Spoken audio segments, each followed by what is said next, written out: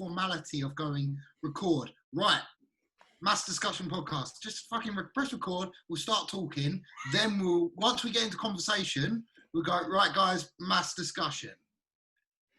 All right, guys, mass discussion. Oh, for fuck's sake. It's on. Right, ladies and gentlemen, you clicked on the video. You know why you're here. Because we're the three. We're getting massive, right? We're the massive gang. Yes, I said it. Dan's huge. Josh is huge. And I'm in there. I'm just here because I've got a big beard, so it's an illusion. I'm trying to get huge. I'm trying my best. You know what I mean? We're all trying. We're all trying. Yes. So how are you two fine gentlemen? You go, Dan. No, Oh. ladies first. Oh, okay. Biggest penis first. I'm fantastic, thank you. I'm good, man. I'm very good. I feel much better now gyms are open, man. Of course, because in Wales they were like long. They opened last Monday, mate. Well, this Monday just gone. Oh, fuck. It's got to be a relief, right? Fuck yeah, mate. Like, you actually get back into a routine now. Yeah. The thing is, like, I started with Patrick, and then I didn't have a gym, and I was like, well, this is shit. Wait, you can't skip over that.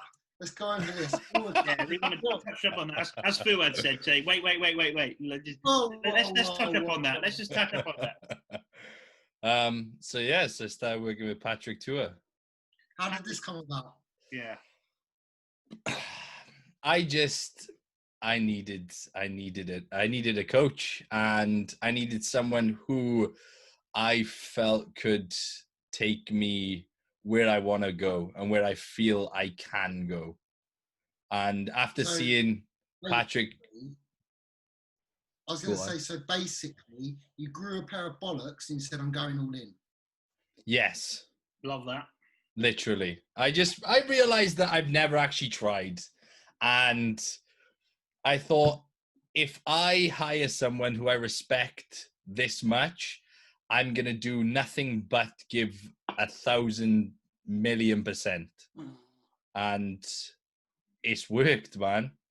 Like, I've never been more on it before in my fucking life.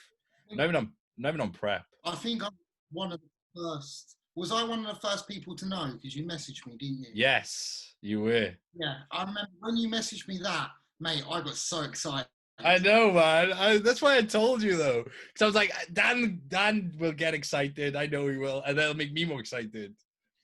That's brilliant. But how do you get on with... how do you find, Patrick? Because everyone's heard what James has said. But it's nice to hear from someone maybe who people can relate more to. Because James is a 300-pound fucking freak. Just saying, because, you know, he is... So far, I mean, I've been working with him up for, 3 weeks? Yeah. Or it'll be coming up 2-3 weeks. And I already know that I'm not going anywhere anytime soon. Yeah. He's a nice gentleman. He's just fucking awesome, mate. Like, everything, the way he comes across, how he breaks things down, just everything. From his methods with, nutrition and all that, training, as well as, just how he treats you as an athlete person. There's mutual respect, which is always really nice. And he just gets me fired up, man. Like, I get a voice message from him and I'm just like, whoa, fuck it. I just want to go and be the best I can fucking be. I find the SST style training is starting to become a little bit mythical in the bodybuilding industry. No one really understands it. I haven't even started this yet, though. Oh. Okay, I can ask you. I haven't started this yet. It's like I'm still of like, remember when everyone's like, oh, what have they got over in Kuwait? What have they got? And yeah. What training is. I was like, what is it? No, man, it's I mean, I've spoken with Patrick about training, but at the moment, mate, I'm literally just doing 4 to 6 exercises per body part, 2 sets, just per straight exercise. Set. 1 straight set with a 1 force rep, and then a back off set, and I'm just getting strong as fuck. Yeah, just mastering the straight set. That's beautiful. That's the goal, right? I mean, you gotta look at it, man. Like I've been training in my garden for the past fuck knows how many weeks. Yeah. Like the goal right now is just to get strong again. And once I've got to that place and I'm strong as fuck, then we'll start adding in more volume. But until then, like Patrick said, it's not needed. Like just let the food do the work. Go all in, give 1,000% to every set, and then when I've fuck me, I haven't even got enough muscle yet to warrant doing that kind of training. I like that. You know, I like that a lot because that's a big thing now, isn't it? Like, of course it is, man. And I know that like my strength capacity is I'm not yet at my limit or peak in terms of strength either. Like I've started back on now and 1 week and I'm already lifting more than I was before with the extra food as well. But I know that there's so much more to give. yeah. And I need to progress in terms of strength so much more before volume is even considered. Yeah. No. But that's a big thing, isn't it? People not mastering the basics before, that everyone wants to learn how to fucking do a knuckleball free kick before they can even pass the ball. Do you know what I mean? That is a big thing. But I love that because it just shows that you need to master the basics and just max it all out before. And like I said, I've spoken to Patrick about it. Like I question a lot of things just out of wanting to know the ins and outs, the whys, and to learn for myself as well. And I asked him about the training and the reasons, and that was the exact reason. It's like, you just get fucking strong now. When you're at that point where we need to introduce more volume. But it's like anything, man. It's the same with like food. Like the food hasn't changed for the past 2.5 weeks, 3 weeks, and it probably won't change for another 3 weeks. Do you know what I mean? It's like you gotta kind of get the most out of that before you're moving on to anything else. I don't think people fully appreciate that. I mean, let's not put prices around how much you're paying for Patrick, but let's assume for 20 weeks or whatever it is, you're paying a lot of money. You've invested a lot of money, and it's granted you're paying a lot of money for a fucking good coach, and your food probably won't change sometimes for 8 weeks at a time. Nothing will change. And you're just checking in saying, hey, all good, mate. Right, crack on another week. You might have 8 weeks of that in a row. Nothing changes. You're paying all that money. Now, a lot of people will be like, well, why aren't you making any changes? Well, if there's no changes that needs being made, why do you change? I think too many people want changes for the sake of a change. At the end of the day, you're not paying Patrick for changes. You're paying Patrick for progress. Of course. Yeah. Yeah, that's the thing. I understand this though, and it's why like I said to him, I said, I feel like I could add in a bit more volume, and he was like, I know what you mean, but just stick with this. Like, think of how you've progressed in 2 weeks. And he was like, think of what more you can get out of this. Oh, mate. Like just keep on fucking smashing it. The volume will come when it needs to come. And I'm like, yes, sound. And then with the food, it's the same. It's like I've literally been eating the same food now every fucking day. And it's working. There's no need to change anything. Like, it's not warranted. You can make so much progress with no changes. It's part of the sport. That's what it is. And people who don't understand that they don't understand that part of the sport. That's how I treat it. But in terms of food, because obviously I think everyone, as he's sort of notorious for pushing food high, carbs. How for you? Because obviously you might not add your carbs this high. Is it high? Does it feel like fucking hell? This is a bit of a surprise, and your body's adapted to it, or you like? Oh mate, I love it. I fucking love it, mate. It's like I'm made to eat, I've always said that I need to be pushed in terms of food, and it's never happened. Yeah. And now it's actually happening, and it's like, it's fucking working. Yeah.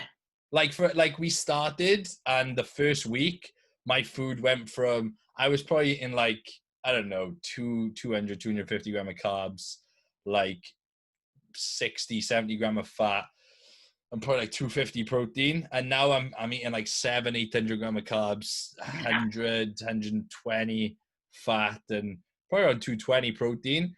And my weight didn't change at all. And I just went boom. And I just looked so much fuller. And that was without any, there was no drugs or anything involved then either. And I was like, fuck yes, I need to eat. And the thing is, he was like, how are you finding how's your appetite? And I was like, I'll eat more. Like, you give me more food, I'll eat more. Like, I'm fucking hungry, bro. Yeah. Yeah, I can He's eat. like, right, fucking 900 gram of carbs. That's it. I can eat so much food. And I've always wanted to push my food. Yeah. But I've never been with anyone who's allowed me to, Who's push you. What does your I'm kind of making an assumption. I know there's going to be carbs pretty much in every meal because you can't be on that amount of carbs and cram it into a small window just for digestion. But is Patrick a nutrient timing guy, the majority of carbs around the workout? And if so, what does that look like around the workout? In terms of nutrient timing, it's not necessarily like my breakfast is my biggest meal of the day. Like my breakfast is a lot of food. It fucking goes down a treat. But like in terms of like pre-workout and so on, it's not necessarily that there's more food around that window. My food is pretty much spread out quite equally throughout the day in terms of where my carbs are placed and my fats and so on. But the difference is post-workout is that there's a protocol for post-workout, which is within the hour after my training, I'll be having like, I call them 3 meals, but I'm having like a shake here, then I'll have some carbs here, and then I'll have a full meal at specific times after my training. Okay, so it is nutrient timing still. Yes, it is nutrient timing, but in terms of my actual the bulk of my food, it's spread out quite equally through the day.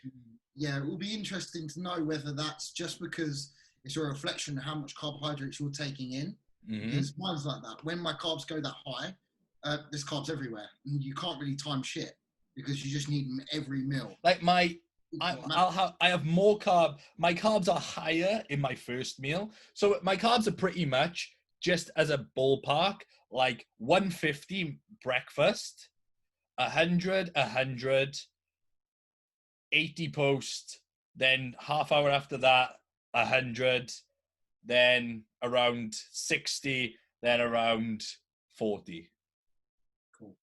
Yeah, so it's tapered down towards the end of the day. So it's, so it's like high, then 100, 100, and then tapered down a little less. But then the fats are pretty equal across the board. Like I'll have a salmon meal with less carbs, but I'll have heavy, like high fats in the morning as well with my breakfast. Yeah. That's exactly how my diet is pretty much run as well, to be fair. And it's like, it's just nice to, the thing is, it's everything. It's well thought out in terms of supplementation as well. Specific supplements with specific meals. Everything is very well thought out, and after looking at it, I'm like, okay, this makes a lot of sense. Like is a very good approach, and everything is catered for. It's very, very specific, and you can just from the breakdown itself, you're like, yeah, this dude knows what the fuck he's doing, and it's nice to have that. And not pardon? Reassurance that you're in safe hands. Of course, man. You just do. I don't think at all. Honestly, I just fucking do as I'm told, and then I'll check in. Or if I'm having any issues during the week, I'll drop them a message and say, yo, like with digestion or anything, oh, this doesn't agree with me. Like, right, swap it out for this, done. And I just crack on. But it's so good, man. Like having someone who I am actually this accountable to, because I'm no longer bashing my head against the wall when thinking I need to do something different to what I'm being told. Yeah. Yeah. No, that's where you want to be as an athlete. You want to just be able to do and not have to think. You just want to be able to trust everything that's happening as well. Exactly. It's trust within the coach. But it's your job as an athlete, as a competitive bodybuilder, to do, to get it done. The thing is, I find myself no longer, I don't even look at my physique anymore. Yeah. In terms of like, I'm not looking at myself and like, oh, am I fat? I don't care. I check in, I get feedback, that's me done. And mate, at the end of the day, who gives a fuck? No, of course, but it was something that I'd always get caught up on. Is like, I was just saying, sorry, all that matters is what you look like on stage on that day. Of course. If you can't take that, you're going to be a very unhealthy person. Of course, 100%. But go on. I was just saying, if you have to look that way, fucking full blown all year round, you ain't living past 40, and you're not going to see your bodybuilding career what could be. Well, the thing is, man, it's like in the past, I've always been told like, oh, you're too fat, when like in my eyes I never was, and like that's always made me very conscious of how I'm looking and maybe want to stay in a certain condition. And now I'm far from fat. I'm leaner than when I started. You know, I put on like 10 pounds, and I'm in a much better position in terms of composition. Like I've filled out and everything's popping a bit more.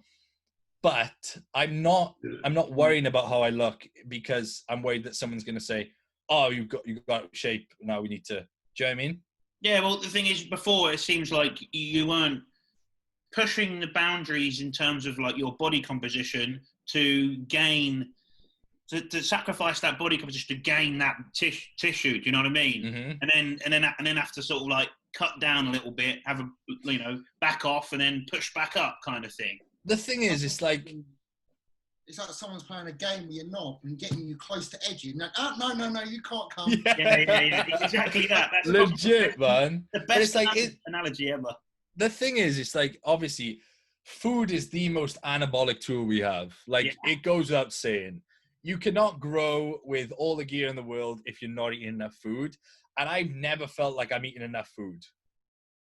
Yeah. And now I know I'm eating enough food. Yes. Because it's like, for a start, I listen to my body, and I know my body well.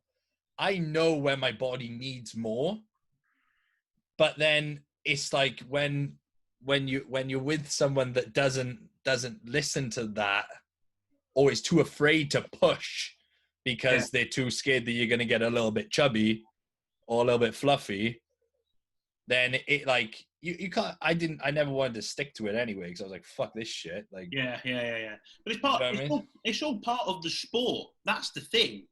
It is part of the sport of this. In an off-season setting, as you progress the levels of getting bigger, it's part of the sport of pushing up, getting that sort of fluffiness, whatever, and tapering down and pushing back up. Do you know what I mean? It's that. That is part of our sport. Why? That's part of one of the reasons I think it's so fucking fantastic. Do you know what I mean? But it isn't. This is why one of the things about the sport is like it using that analogy of being like it's part of the sport to separate that thing of like, oh, I'm getting too soft, because there is a lot of people who just gym bros or gym goers who can't push their boundaries in terms of improving their physique and their overall size, because soon as they start losing the sight of a hard six-pack, they're like, woo, fucking hell, no. Do you know what I mean? Because they're not doing it for competitive reasons, I think as well, it's like, like with the amount of food I'm eating at the moment, as I could eat more, but I'm very comfortable with what I'm eating, in terms of like, I'm satiated with what I'm eating, and I don't want to eat anything outside of what I'm so 100% with everything. Everything is to the gram. I would not eat anything off plan if someone paid me to. It's just my job now is to eat my meals, and it's enough food for me to know that I'm going to fucking grow with what I'm eating. Whereas in the past, that I couldn't adhere as well in the off season, because it's like I would want to eat, I got a big appetite, and it's like, if you got a big appetite, you got to make the fucking most of that to gain muscle, Yeah, absolutely.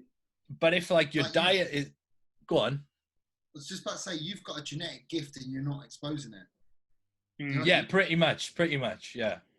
Yeah. So I'm just excited now, man. I'm so fucking excited. I have never in my life been so in love with bodybuilding. Love that. Fucking. Because I have never.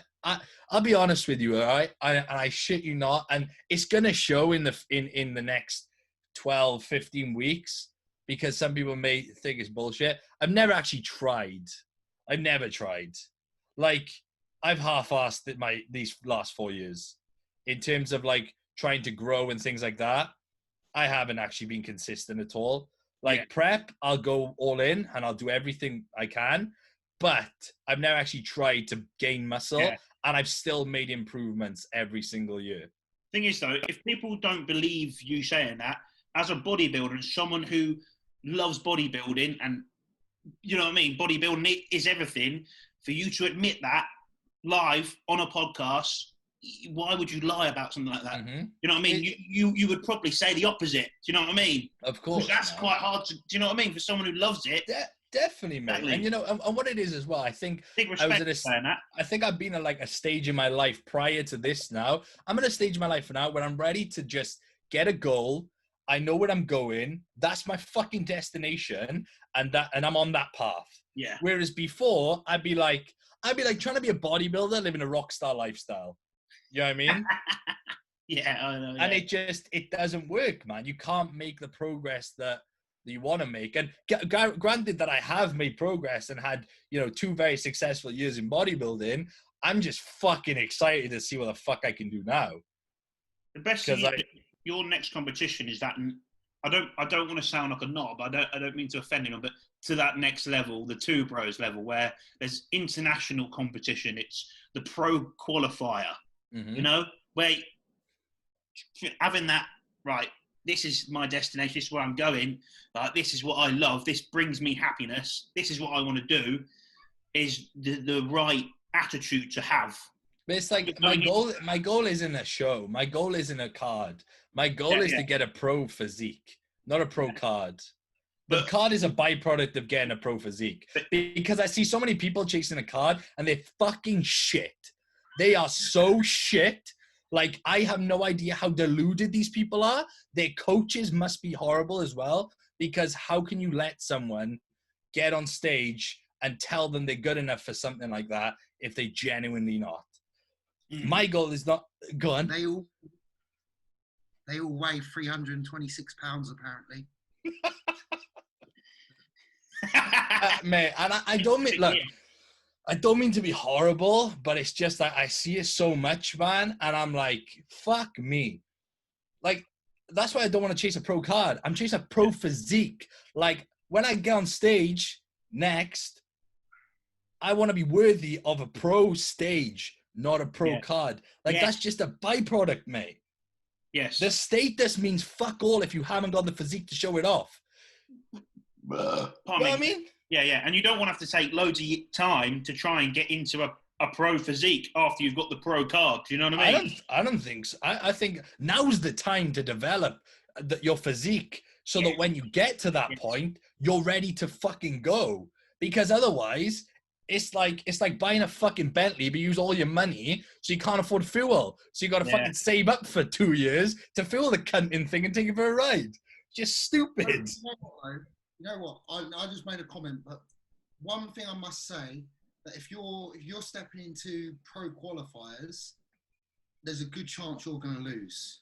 Of course. And I must admit, I've got a lot of respect for that. Yeah. Look. Oh yeah, no, 100%, man. I feel sorry for you if you actually win one of these shows, because you're going to have to grind for about 6 years before you can ever think of getting on a pro stage. But there is something to be said about going up against a standard of competition that you've got to be on the ball every day to even look like you should be up there. But the thing is, man, right? For a week, because I just drank that drink too quickly.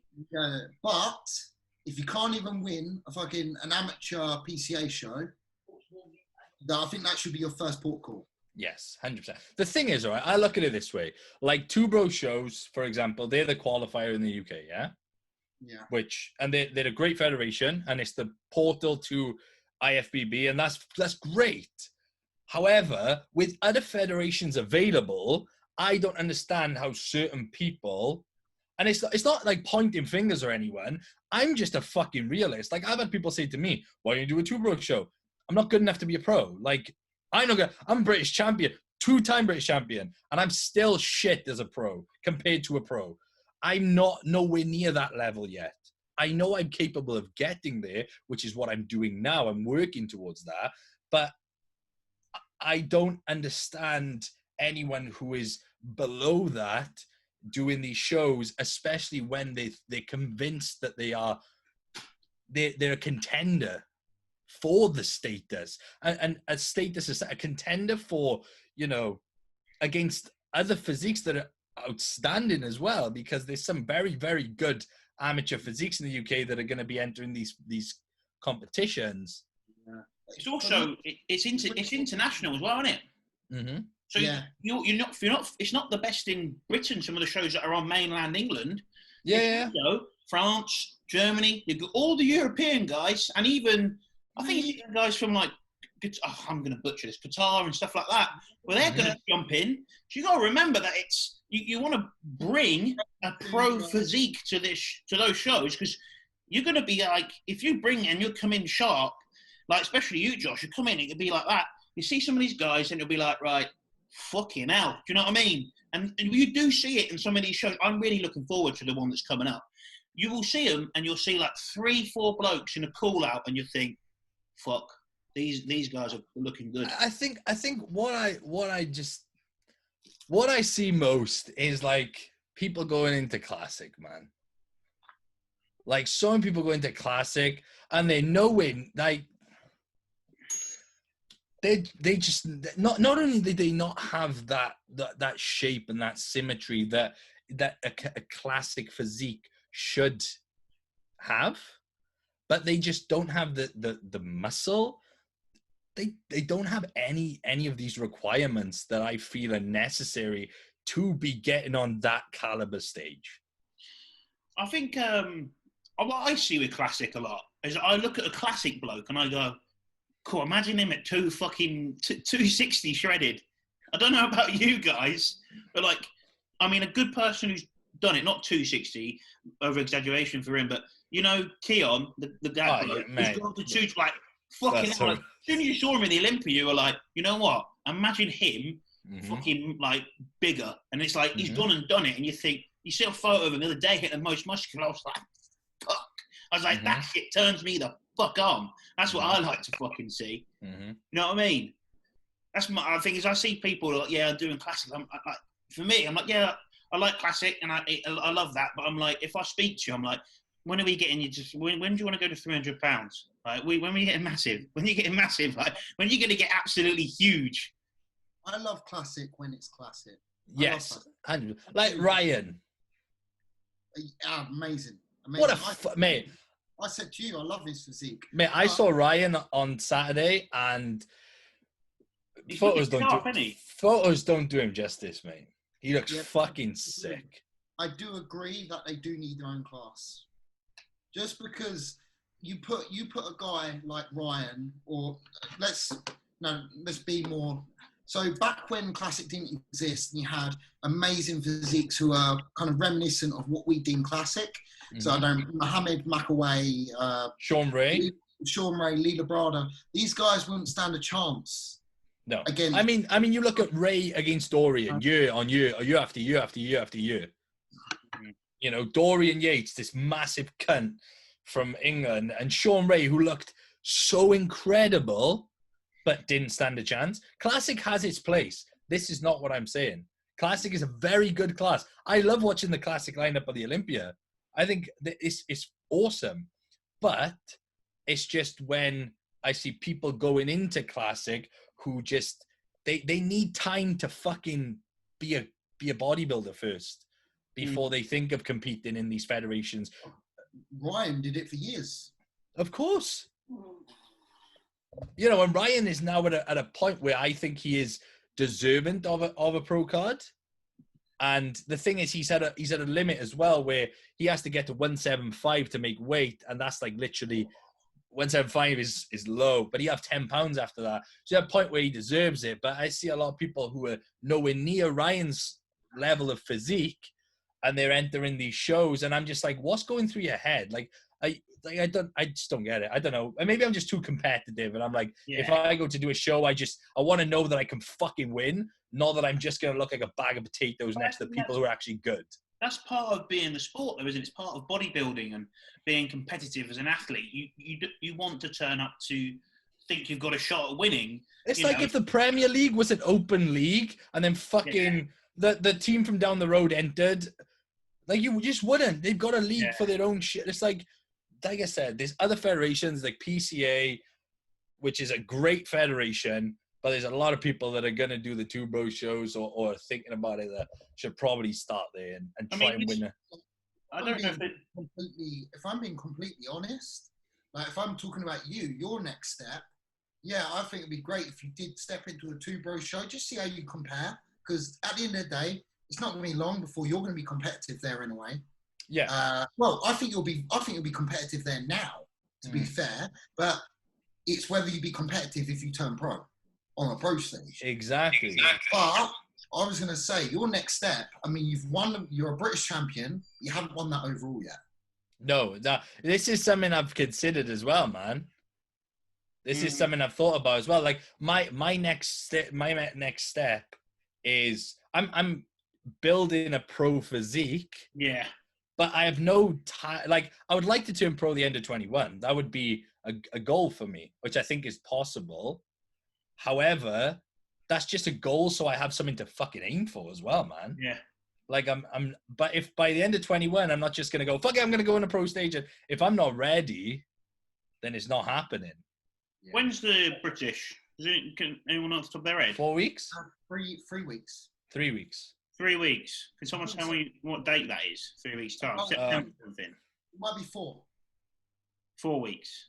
I think it's 4 weeks. It's going to be... I'm very much looking forward to that. I don't know if you can go watch it, but I'm very much looking forward to it because it's going to... Like, there's a lot of people who have been training through lockdown and ready to rock.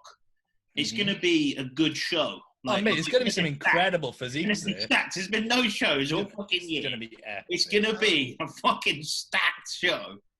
What's his name? Is it Danny Mahmood? Yes. Last year. He looks great. Very good physique, man. Fantastic. Very good physique. He's got like a Diasha style physique. That long midsection and then those popping lats. He's just got no waist. No waist at all. Just not, it's like literally can grab it between your hands. It. Do you reckon they're going to live stream, aren't they? They live streamed all their events last year on the phone. Hopefully. I'll go and watch. I want to go watch because it's in Watford, isn't it? It's only down the road. I want to go watch.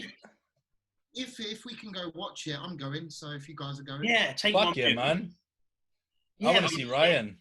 Buy some clobber. Who's trained by Jordan's doing it, isn't he? Is Jordan sponsoring it? Is he not? I'm gonna take a piss. Because they have all their clothes. Get some anabolic clothing while I'm doing it. You know what I mean? Jordan's definitely sponsoring it.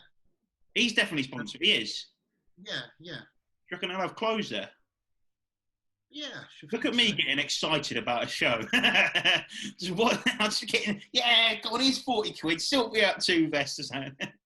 So everyone listening right now, it's time to take a piss, right? Or get out the car and get it back on your phone and you're done. And we're back, yes. So hopefully you had a nice wee or you got yourself a drink. You can sit back or got yourself a meal, even better. You know, we're trying to get massive and all that. So that was we discussed some good shit. Do we want to get into the cues now or do we want to rant on anything? Has anyone got anything they want to get off their chest that's been pissing them off? We were talking about Josh. What's going on with you? You haven't said what you've been up to. Me? Yeah. I had a 5-day deload and I pulled my pec on my first session back. I missed that. I've been off Instagram. Yeah, no. I was pretty much getting like quite beaten up, but because I'm so like a little bit on the spectrum that sometimes my recovery and how my body feels is blunted. What's going on? Is blunted by just sort of me being a bit like happy, like excited. Just we weren't the weight wasn't coming on as quickly as we wanted, and Jordan poked a few questions, and we were sort of like, when's the last time did we try and like get rid of any fatigue? And I was like, Jordan, it was like a year ago. And he was like, what? He was like, 5 days off now. So I basically had 5 days off. Then I come into push and I'm like fucking ready, right? I'm fresh as a daisy. I'm waking up before my alarm. I'm like, Jesus Christ, I was fatigued. This is unbelievable. Went in there, did my shoulder exercise, brilliant, ace. Then did incline fucking Smith. The last time I did it on this side, I did it on this side.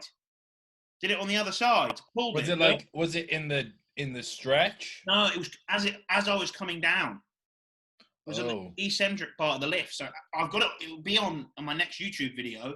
That on my push day video, I come up, and as I bring down the 5th rep, very controlled, and I felt it pop there, like a pull, just a pull, not like a pop or anything. Beforehand, I felt a pop in this side, but it just felt like a pulled muscle, like you did when you did like your hamstring at playing football or something.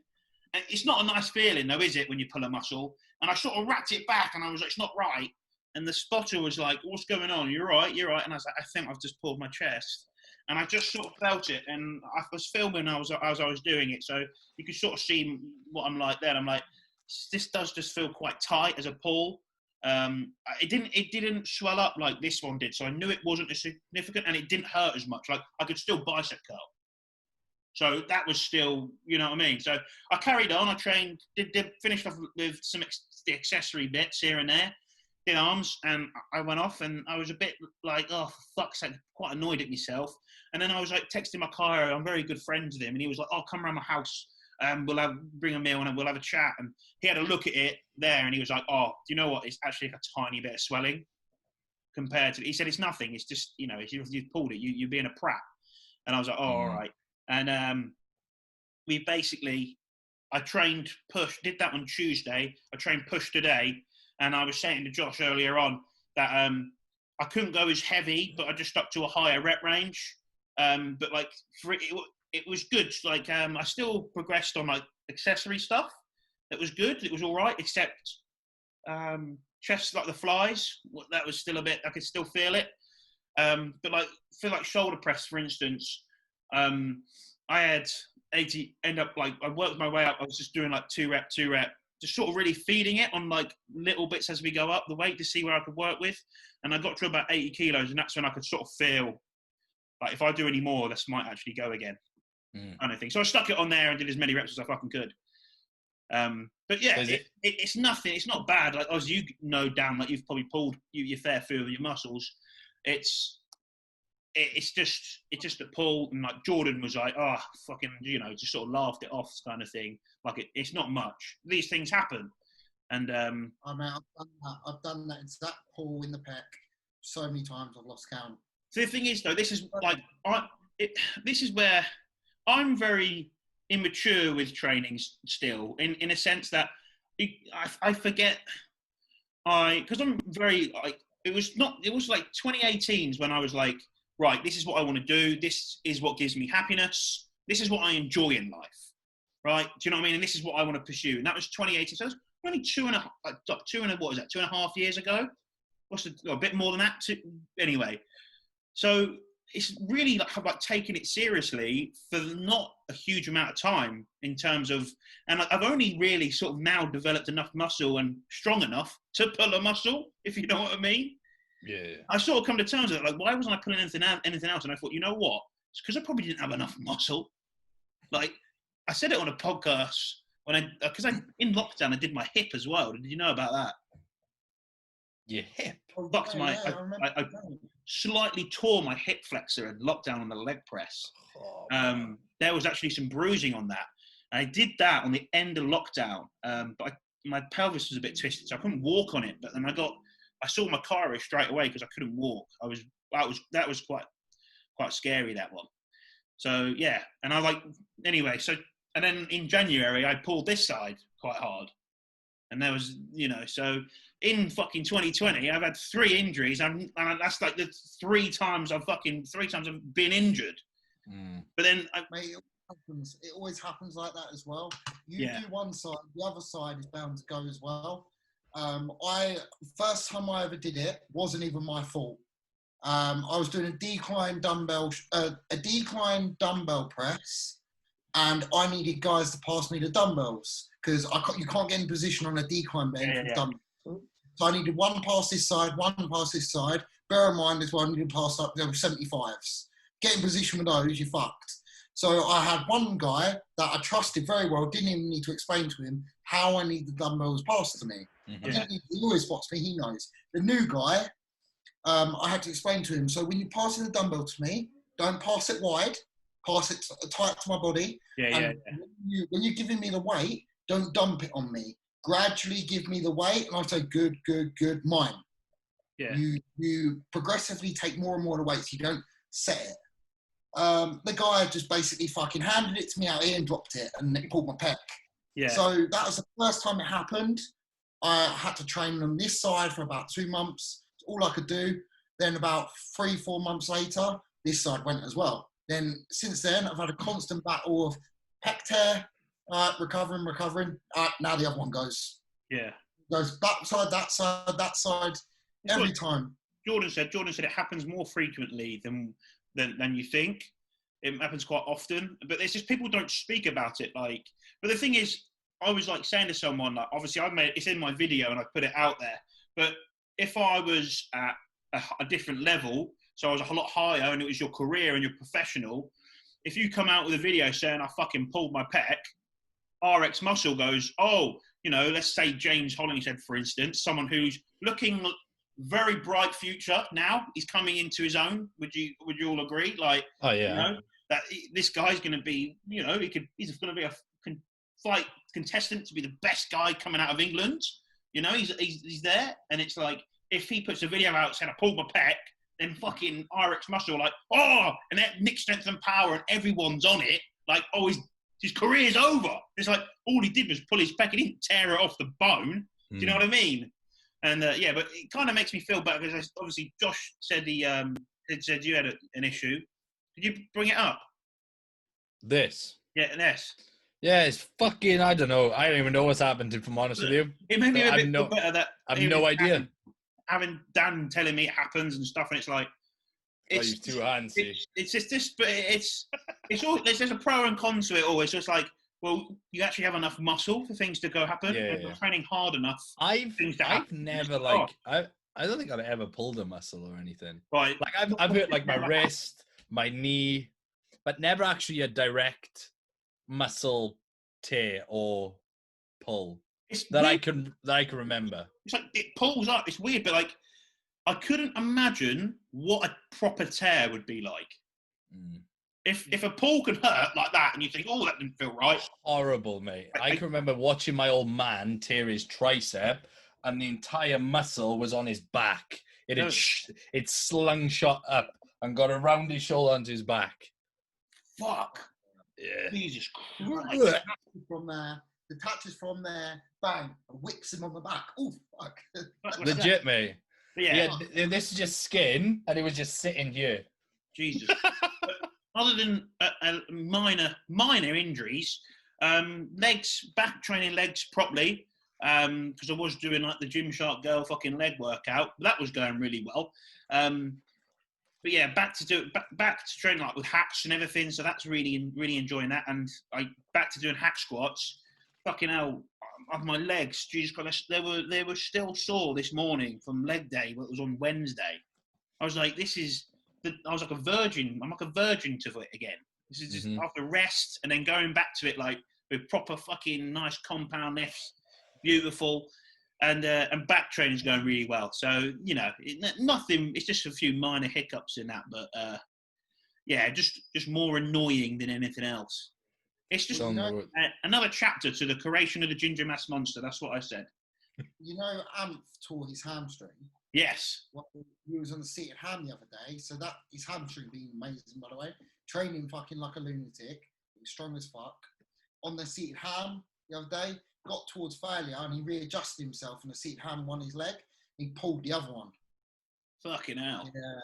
He hasn't torn it, but it fucking hurt, and he won't be able to train legs for This is the thing, though. It's like as soon as you pull one side and you start doing any exercise that involves both sides, the strongest side is always going to take a bit more load, and just eventually it's a matter of time, unless you're really lucky and it never happens, which is very rarely going to be the case. You're always going to experience something on the side that you've never hurt if you hurt one side.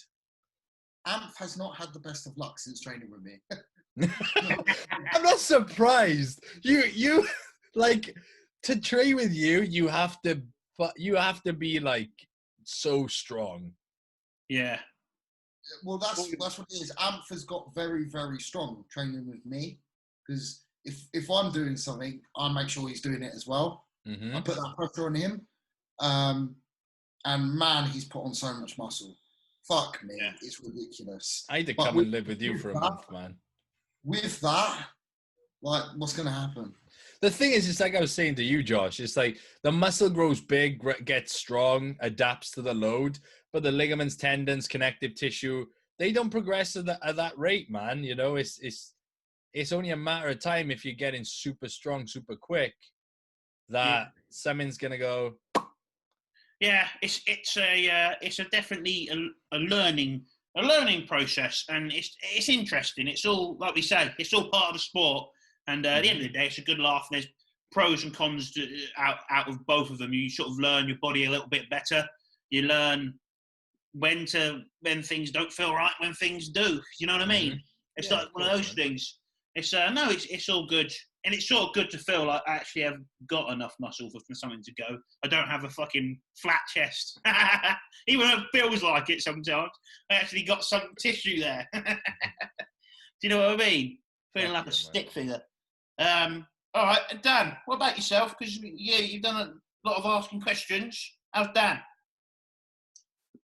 I'm good, mate. I'm good. I'm just chilled vibe. Nothing interesting. Just you know what? Like Josh said, he's never been so in love with bodybuilding as right now. Yeah. And I've come off social media, kind of. But it wouldn't look like it. I've done it quite well, I think. People think I'm still on it when I'm not. So when I have something to post, I post it and I delete the app again. While I'm on there, I get back to all the messages I get. And that's it. When I've got something to post, I post it. And I wish I could be on there like some people can and keep promoting themselves. At the end of the day, you are your own business, and it does help. It really does. I got in a realm where I started to fall out of love with the actual, or started to lose touch with, I'd say, with the bodybuilding I fell in love with in the first place. Because when I first started doing it, Instagram wasn't there, and I didn't feel the need to look a certain way year round. And I can see, luckily I haven't succumbed to that, but I feel the pressure. I haven't succumbed to it, I feel the pressure. Luckily, I don't care how I look year round. Right now I look like a bag of dicks, but as I say, it's a step back to go forward. For anyone watching this, a bag of dicks for Dan is like, you at your best. So what if Ronnie Coleman's listening to it? Mate, I saw you walking around a towel before we went live, and it was impressive. Like, not the towel.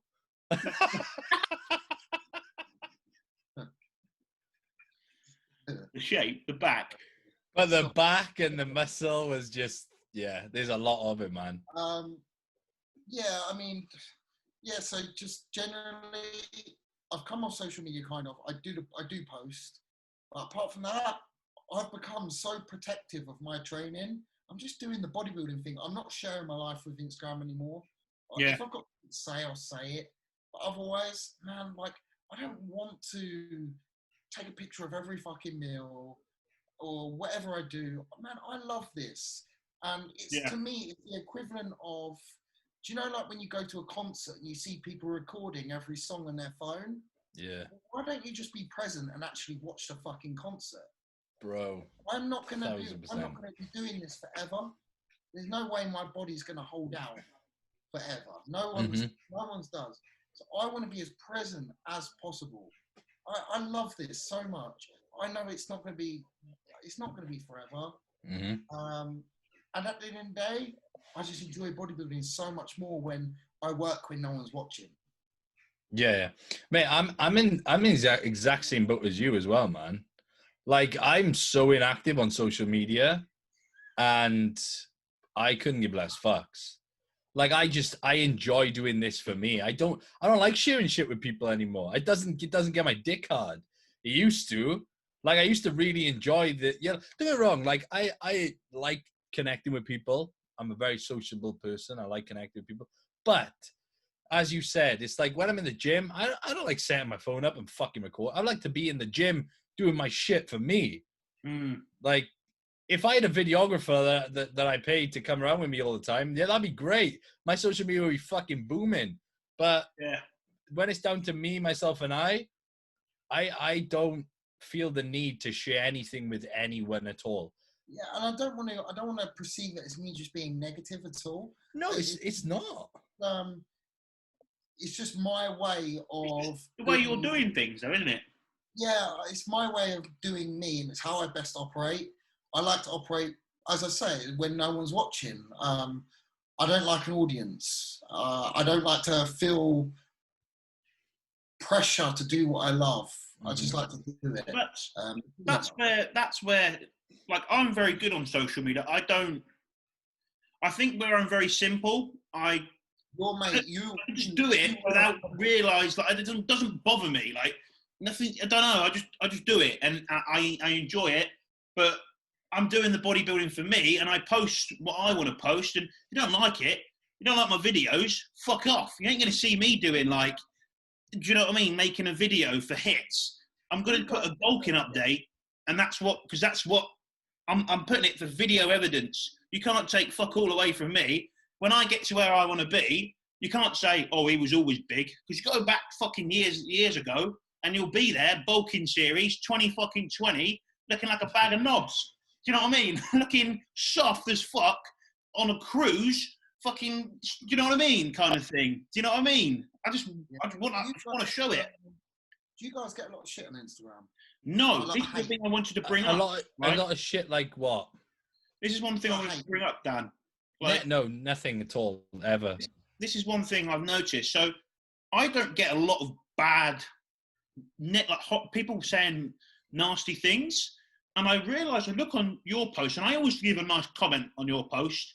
Right? I know that you're going to delete the app, but if I leave it, put a comment, etc. But I remember going the other day, and I looked, and some lad had taken a dig at you. And I thought, what a nasty person. Like, Dan's not said anything in this post that's not nice. You're just explaining really well, and there's quite a lot of intelligent knowledge to take on from the post. But he was having a dig at you, and I thought, why are you having a dig at Dan? It's not like he's targeted you. And then I think you said something back, because you were like, you were like sticking up for yourself. And then he said something nasty, and it was a bit like, the comment he left was kind of undermining, I kind of thought. And that's one thing I fucking hate, is people undermining someone. And, like, I just thought, what the fuck? And I realised, like, I don't have many people giving me that kind of shit. And if they have, I think I'm just a little bit, haven't computed it. I might have just commented back saying, yeah, get fucking massive or something like that, because I haven't understood what they've said. But I have noticed that some people are fucking, like, I look on some of the posts and I see it. I do see it on other people's. Like, people give Jordan Peters shit. Like, the guy's strong as an ox. Yeah. It's like, what? Unfortunately, look, I've got a few things to say about that. With that guy, what got me was, so the reply he gave me, first thing I did, I looked at his profile, because I wanted to see from what context this person's talking. It was a 19-year-old kid. Right. My problem with Instagram, this is what I replied to him, is that everyone has a voice. Oh no, everyone likes the sound of their own voice, and they think it needs to be heard. Now, unfortunately, I don't agree with that, especially if you're a 19-year-old kid. You know fuck all. You've just come out of the womb, in my opinion. You've got no mileage whatsoever. You even called me a below-average bodybuilder, which didn't offend me at all. What offended me is when he tagged Jordan in the post, saying, I hope he never gives you a sponsorship, because he's shit with customer service. What the fuck am I? I'm not a fucking waiter. I can be how I want to be on Instagram. Now, if he can't accept that I'm going to be me and I'm going to fucking suck his dick, it's not going to happen. I'm going to be me. Kind of sticking up for yourself kind of thing. It's like if it was in the street, you would stuck up for yourself.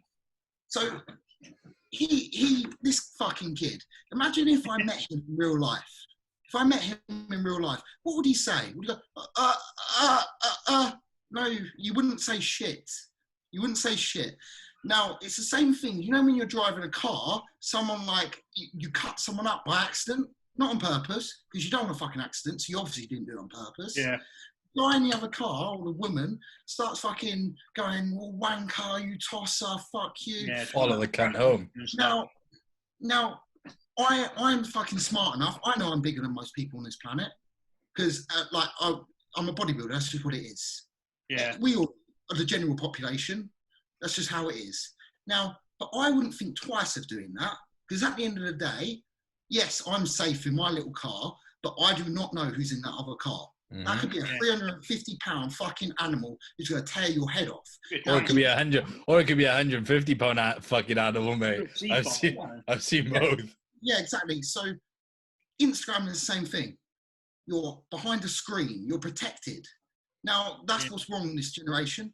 The generation, they know no ramifications for their words because they're protected. They're constantly protected with a little fucking towel or whatever. Oh, you can't touch me, you can't touch me. That's why they're fucking soft.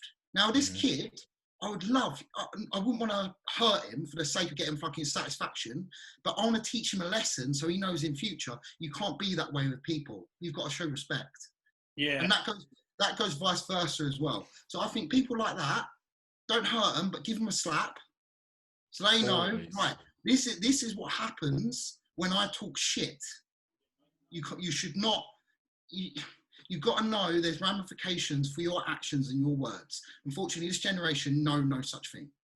Yeah, I think with one thing with it though, if you are going to post and especially do YouTube and stuff, you can't just do it and expect not to get anybody try it on with you or be horrible. You know, for me, I mean, being a ginger, I mean, come on, man. I don't know, man. I don't know. I had to accept that people were going to just be horrible to me for my hair colour when I was little. I know you're going to get it. I know you're going to get it, but it shouldn't be that way. I don't know. It shouldn't, but I think if you can do it. I was brought up differently. I know not to treat people like that. Yeah. That's just all I know. I think if you're going to do it though, and you're going to be very active on it, certainly for myself, like I'm not. Do you know what I mean? Sort of expect not always to have people be fucking egging you on. Some people are going to be horrible. Some people are going to be annoying. I've found that I've never actually had anyone directly give me any hate on Instagram or social media, but I know the people that do, maybe not directly. See, I don't know anyone indirectly. I've had one person during my prep, and he said something to me like, "Your stretch marks have got are bigger than your future," and I was like, I found it quite funny because. Like I don't care. I expect people to be a knobhead. I remember laughing at it, and it wound him up that I didn't really react to it. And I put it on my story. I was like, "What a joker!" And then I think a few people gave him a bit of hate, and he blocked me. And he went private. But I was like, at the end of the day, like, you're gonna give it to me. I'll say I'll put it out there. And it's funny at the end of the day. Cool, whatever. The funny thing is, I spoke to Jordan about this. We were talking about, he was talking about training properly. He said something, and I'll get it up because it'll probably make you guys laugh. So I said, oh, for fuck's sake, let me log in. Interlude music. Josh, play some music. Hang on, just da da da da. Right, here we go. So Jordan said something about training properly, and then we were like, I was like, yes. I was like, no, that's chasing the pump malarkey or wanky bollocks training. However, I don't think I wouldn't think it's very professional for me to call people who don't train with intent wanky bollocks training. And then he responded with like, I think it's very professional to call them that. And I was like, well, next time we have a wetty spaghetti comment of awfulness questioning your methods on one of our posts, we can respond with, you can carry on with your wanky bollocks training and I'll carry on doing what I do. We will see who approves the most. I think he's like, this is the perfect response, in my opinion. But that's kind of the thing. Like, I think with it, for me, I feel like I've got a good grasp on the whole social media kind of thing. I want to show my progress on social media, especially on YouTube, to show people the reason behind that side of me. I know Dan's not here right now, but the listeners can listen to that. I've said it before on another podcast that I was very hyperactive on. I used to watch, so I started training 5 years ago, stepped into gym 5 years ago. So 5 years ago, YouTube, social media was around. I didn't train or see bodybuilding, especially bodybuilding, pre-social media, right? So 2015 is the first time I stepped into a gym. I started getting into bodybuilding about 2016. And that's when I was looking, I had watched Generation Iron by then. I had watched Pumping Iron and stuff like that. So 2016, 4 years ago, social media is very relevant, right? Then. So where did I get the majority of the stuff I saw? Off social media. So for me, I started off watching people who were like the wrong people to watch for bodybuilding. They claimed to be bodybuilders, but they didn't compete, or they competed years ago and they gave a lot of misinformation. They did a lot of stuff for the camera to get clicks, and it made me have a misconception of what bodybuilding is about in terms of diet and training.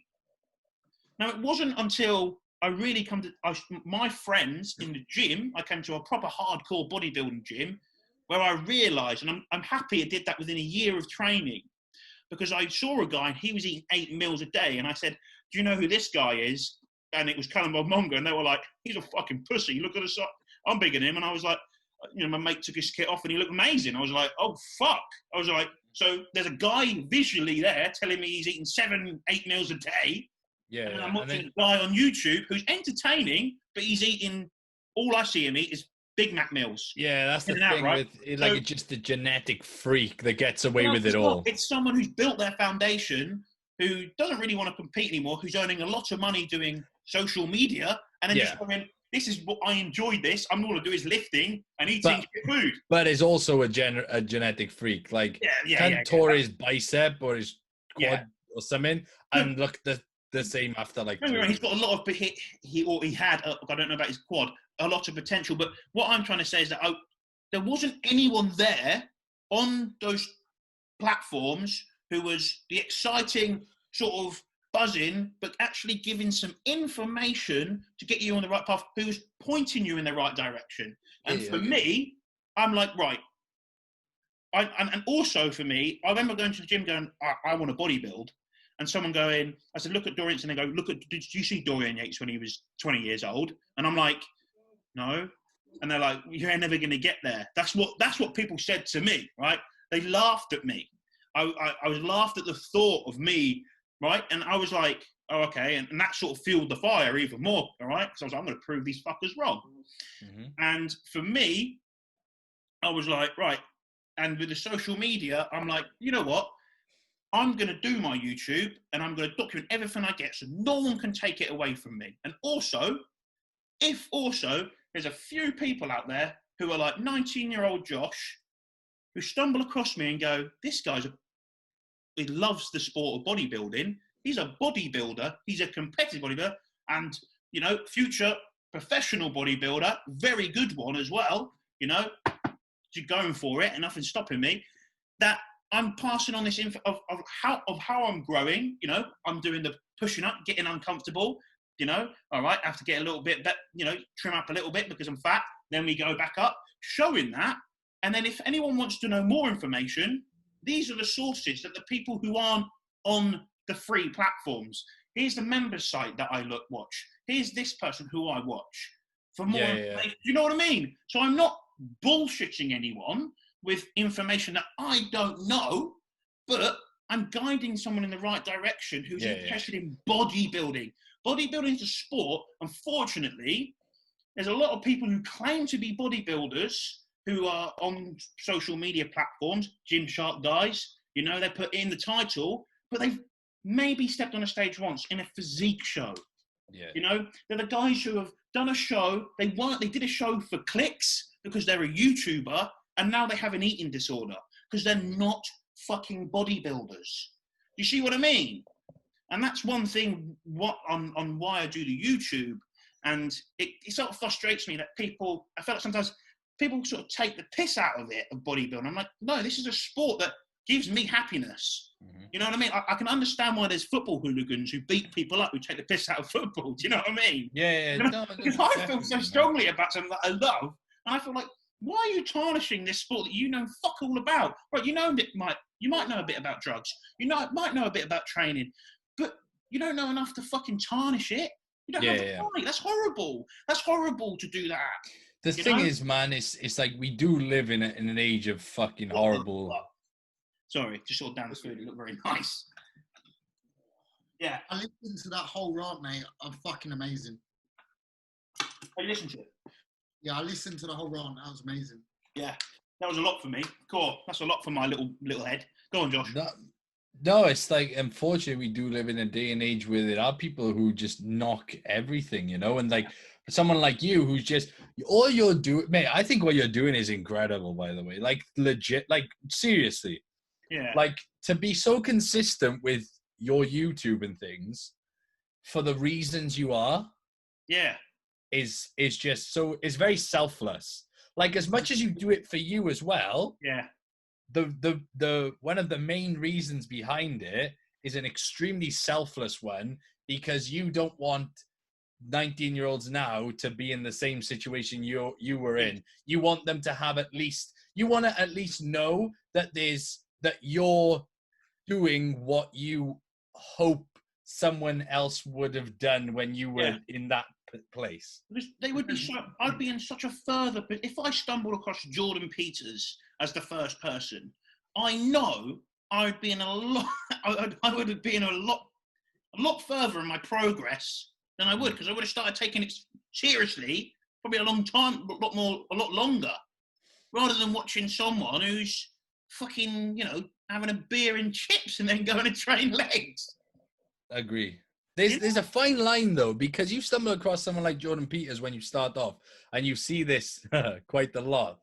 There's so much information there that people get so caught up in it that then it's like they overload themselves with information they don't need at that stage, and then forget about all the basic shit because the other shit seems more fancy. Yeah. And it's like it'd be like watching a pro bodybuilder training when they're already pro, and then overlooking what they did to get there. Yeah. Luckily, Jordan's the type of person that if you look at his training now, that is probably what you should be doing anyway. Yeah, definitely. No, I agree. As you know, the first bodybuilder I ever saw in person was at Rip Gym, and that was Jordan. I was 15 years old, and Jordan was in there pulling 8 plates off the floor. It's crazy. And I thought, so that's what I've got to do. Not pull 8 plates on, but work up to pulling weight off the floor. Yeah. And are you pulling 8? You pulled 8 plates now, haven't you? Didn't you just failed 8 by... I failed with 8 plates. Mm-hmm. I weren't feeling good that day, to be fair, so I don't know why I tried it. But I've stiff-legged 7.5. This is what I mean. Like, and now... Shit deadlifter at the minute, because I can't use my fucking legs. How many years was that, Dan? 6 years ago? You're 22? 23? You're 22? I'm 24. You're 24? I turned 24 a few weeks ago. Oh, happy birthday for then. Oh, you did say happy birthday. 24, all right. Anyway, so that was 9 years ago, and Dan's working. This is a good example. Dan is still working until his 8 plates go, and that's where he's got to be. And fuck knows how many pounds heavier Dan is. Probably a fucking lot. 100? Probably 100. probably about £100. So 9 years later, Dan is £100 heavier. And look at that. That's like perfect example. Oof. Please, any young viewers, please watch that. That's like and the thing is, that's £11 a year, man. Oh, and that's I know. In the first 5 years, I didn't gain a lot of weight. Yeah, well, all my weight has come really since I was 20 when I first started with Jordan. Yeah, I'm going to say that. That's how I feel. It's just because I never pushed food. That's what it was. I trained hard, always trained hard, just didn't push the food. I was trained with too much volume as well. So I started with Jordan just before my 21st birthday. I was 180 pounds and like heaviest I've been in Jordan 265. That's correct. Leaner than 180 pounds. That's impressive, man. That's a big boy, isn't it? No wonder he's fucking breaking chairs. That's very impressive, man. Dan will break his toilet. Oh. Dan, have you got a big toilet seat or a small toilet seat? As in a thin one or a big thick one? He just has a hole in the ground because there's no toilets Dan can sit on anymore. Yeah. That's one of my goals, to get so big when I go into a public toilet, to split the lid. I want to get so big now that when I go to Costa, that I just can't fit in the toilet. I'm sorry, I've got to take a shit on the floor because I can't fit in the toilet. Like, we have a disabled one. No, I can't fit in the little corridor that gets to the disabled toilet. Have you got any fucking napkins? It's like, yeah, of course, give me some. Just lay your pants down with shit. What's your biggest cup? Give me a fucking XXL. I'm just eating 3 fucking meals. whilst Dan is. Oh, sorry, Dan. Dan's chewing away. Fuck. Yeah, but Dan's a hardcore motherfucker, mate. I bet you Dan don't care. Dan don't care. Since our last podcast, I'll be honest, I've shit myself 3 times. Have you? Yeah, proper. I don't know. They're very in-depth situations, so I can give you one of them if you want. Just let a bit of wind. We're gonna lose. We will. Hang on. Another interlude. So long story short, I'm not actually going to tell you the full story because it's too long, and I want to get onto the Q&A. Shoot. Right. So the first situation was I found myself over in my gym doing some mobility. I kind of needed a poo, but I thought I can do my mobility first, roll out. And then I got my mobility done. Then it came to the realization, now I really need a poo. And I actually drove over because I was moving equipment over from the Vito van into the gym. Then I'd do some mobility. So I was in the Vito and I couldn't leave it over there because we were locking up. So I had to jump in the Vito. It's about a 50-meter stretch of road. I hit 4th gear in that 50 meters. I had to. It was terrible. Like, it was coming out and I thought it was gonna go on the seats. And ran up to my flat, farted, and I thought, oh God. And I once I sat in the toilet, put my pants down, full on, in my pants. Oh no. Oh fuck you. Throw away the pants. You burn them. It was kind of like that colour. Oh no. Did you burn the pants? No, it was dirty. It was just carried on wearing them. It was wet as well, so. Mate! Like the amount of white pitch. The white pitch wasn't enough. It wasn't enough. I could not clean my ass. It wasn't enough, so I had to get naked and get in the shower. Oh! Like, mate. Was Ant waiting for you in the gym? No. I was only having a rest day. I was doing mobility. Oh, okay. The latest case was with AMP, actually. Actually, the last 2 were with AMP. I was having digestive issues that day. I knew I needed a toilet, so I ran over the house, went to the toilet, all good. I was walking back over the gym, and on my way, I farted. Round 2. And I was like, oh, God. So I went back to the toilet, put my pants down, it happened again. My digestion was terrible that day. Like, it was terrible. I was shitting through the eye of a needle. Then the latest one was in Fully Pumped. I was on the hack squat, and I've actually got a video of me doing it. I have not posted because I haven't got the bollocks to do it. But in the video, I get to the top of a rep, and I go like this. There's a screenshot Amph got of me as well. I go, oh god, and you see Amph do this when he's stopping me, and of course I got on with the set. I love that. Oh, mate, and that's not even fucking like you've got a good. You hardcore motherfucker. Try and get that out of there. That's when you know you're training hard, man. When you shit. Mate, if you're going to depth as well, you're like sitting in your own shit. That's not through training hard. That's just really That's just from needing a shit. Yeah. Well, when you've got a deli belly and you're training hard, there's no way you can. Your arsehole ain't clenching it. You're letting it go. Like it's a sensitive thing. Like when you need a shit, it's all of a sudden it's just like, oh no, it's a sensitive part of your body. Oh fuck you, okay, man. Let's get involved with some questions. I've got a few. Okay, get some out there. All right, let's start. Personal favorite anabolic and reasons for and against. Test. Because it's a baseline. It's the base of everything. What would you say, Mr. Bastic? Yeah, test. Mate, you could do a test-only cycle, minimal sides, maximum results. Yeah. But I do like Primobolan. Primo's an exception. Yeah, Primo's a very, very, very good drug. However, test is just test is the... Yeah. Look, put it this way. You do a cycle, it's the most common drug you'll use in any cycle. That's the best. I think I haven't done enough cycles, or I haven't done enough other drugs to really say like it's a. Do you know what I mean? I've done Primo once. I've done Nandrolone twice. Like I can't. But really... the thing is, mate, you got those. You got Test, MPP, and you got Primo. And outside of those, I mean, you don't really need much else. I'm like Test. But if you were in the gym, what is the best drug when you're in the gym alone? Not outside the gym, just in the gym. Well, I've only done Tren during my competition phase. It wasn't. Was it amazing? Halo. Well, my diet was quite crashy. Huh? It was a lot of weight. I've never used Halo. I've never used it. Mate, I used Halo the last week of my universe prep. I shit you not. I would go into the gym and I was so strong. Honestly.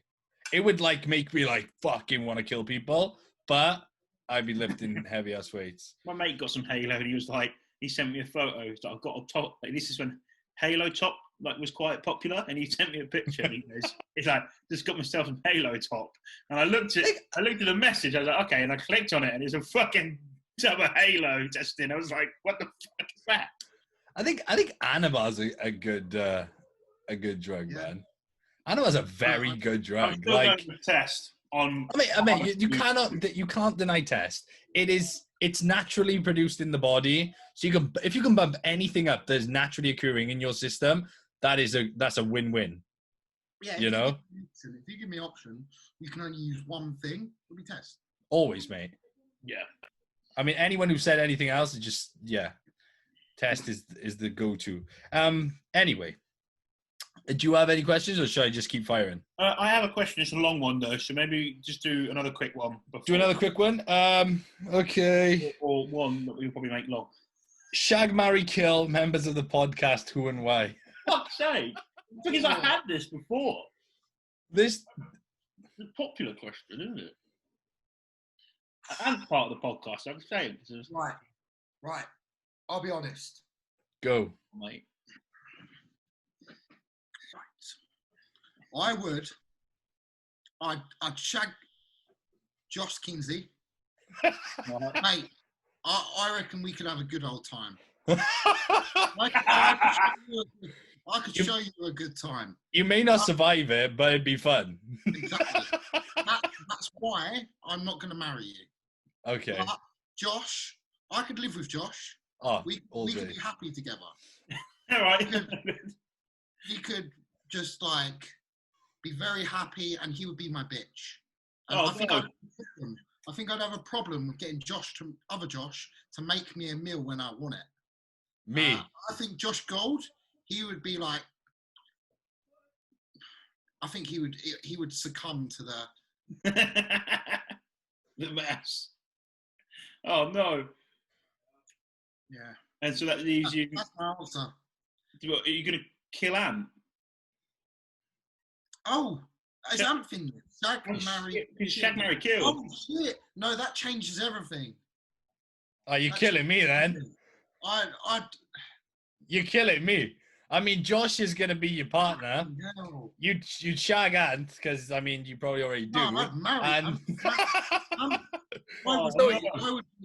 I would be Ant's bitch, but he would make me very happy. I love this. He would make me very happy, right? He's a very passionate man. Okay, I fucks with that. Oh, this is hard. Man, I won't take offense. Just do it. Come I'll on. take it. Don't be brutal. Problem is, I'd kill Josh Gould. Yeah. Right, now, hear me out. Because you still know I'm a great fuck. Yeah, there's that. But in case we don't make it to the pharmacy in time and get the after pill, if you have a child, I don't want a ginger baby. Unless it comes out like Flex Lewis. And that's a very low probability. And it's more likely it will if it's Welsh.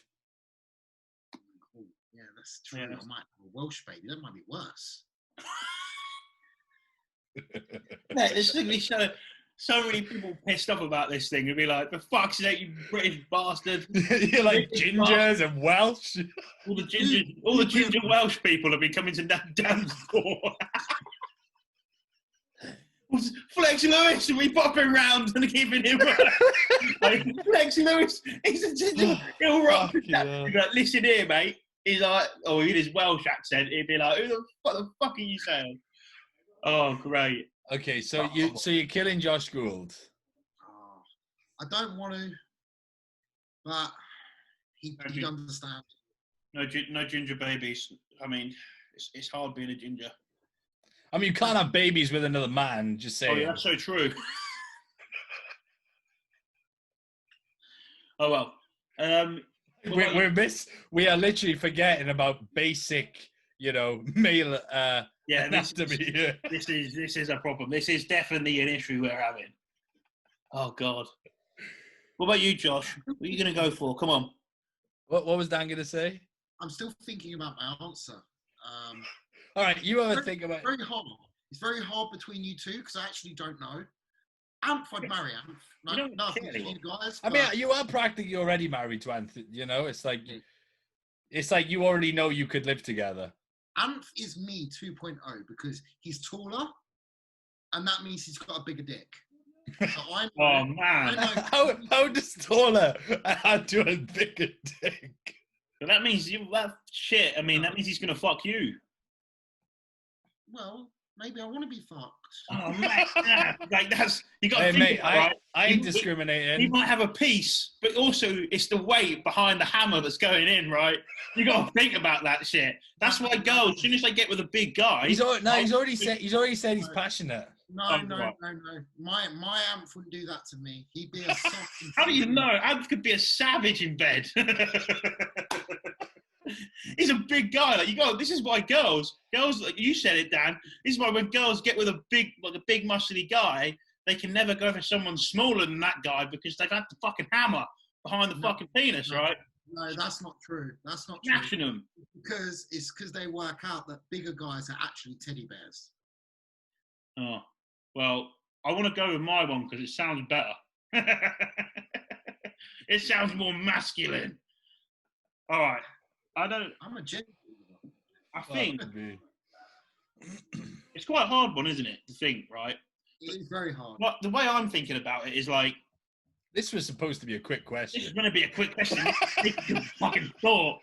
But you got to think about like everyone's like heavier than me, so I'd probably let Josh. Just I don't know.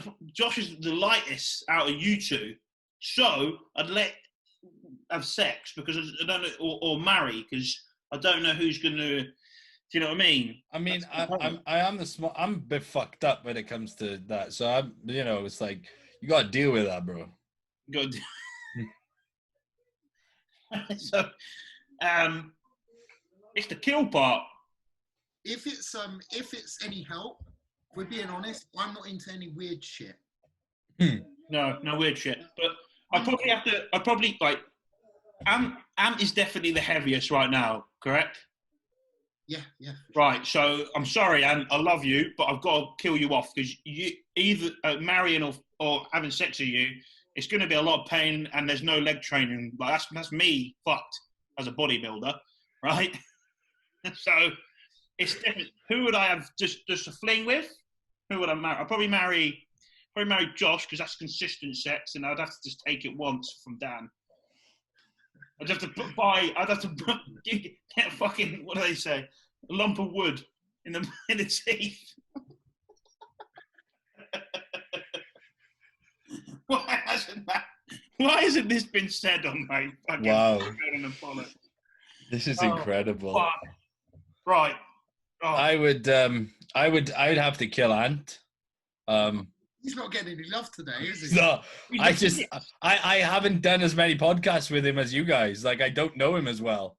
It's like that is. Yeah, but you would get to know him. You would.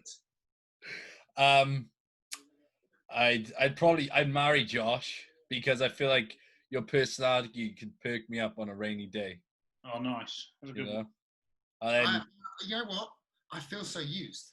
Dan, I'm giving it to you, bro. Like, Dan's a big guy as well. Give it to you good, bro. Behind him. I'm gonna make you feel so loved and small and. Right. Hit us with a question, Mr. Gould. Right, this one's a big question. This is a direct DM, and I asked him, "Can I ask the question on a podcast?" Right? Do you have OnlyFans? He's asking for a bit of advice, right? I asked him a few questions, and he sent me some stuff back. But so anyway, he says, "Right, yo man, I like that one. Any advice? I'm 72 kg now, right? So he's obviously light, and he's like, I've been bulking, and my appetite has got really bad. It's got worse. I've never felt. It's got worse. The worst it's ever felt. I could easily go the whole day without eating. I get full on anything, even when I eat just a cookie, or something small like that. I feel constantly sick after meals. Any advice, please, mate? So he's obviously got some horrendous digestion issues or something, because if he's just eating a small cookie. I think he just needs to fucking stop bodybuilding.